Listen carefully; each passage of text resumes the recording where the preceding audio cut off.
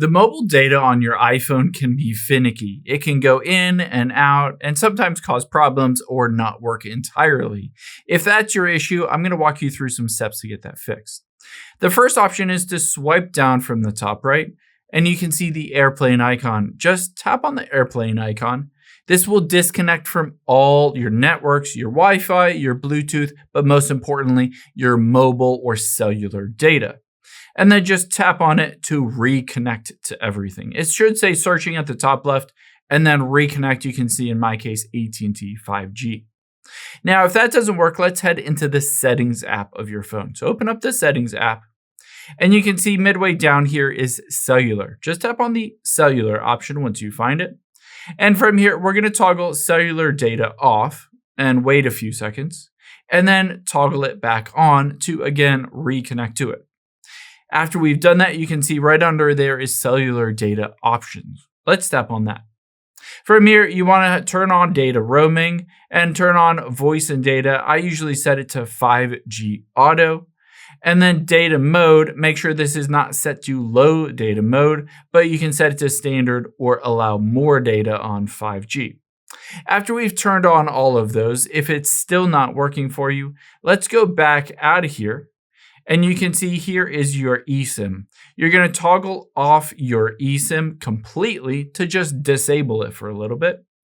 And then tap on it and toggle it back on. This will reinitiate your entire eSIM, your entire connection with your eSIM to your cell carrier, including your mobile data. Now, if you don't have an eSIM, just pop out the physical SIM card for a little bit and then put it back in after a few seconds. If you go through these steps and it still doesn't work, the next thing we're going to do is go to the very beginning of your settings. From here, you can scroll down, tap on the general option once you find it, and then you'll see at the very bottom is a shutdown option. This sounds simple, but you'd be surprised how many times just turning off your phone and turning it back on will update and fix a lot of bugs and glitches on your iPhone, including the connection with the mobile data you have. Now, if any of these don't work, the next thing I would recommend doing is hitting this transfer or reset iPhone.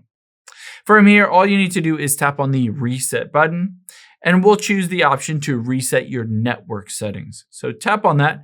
This network settings includes your Wi-Fi, Bluetooth, VPN, as well as your mobile data. So just enter in the code here, and then go through the process of resetting those network settings.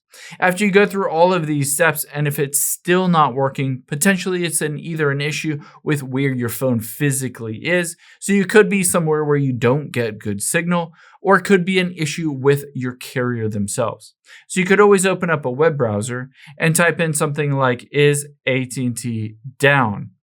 And hit go. I have AT&T, but of course type in whatever mobile carrier you have.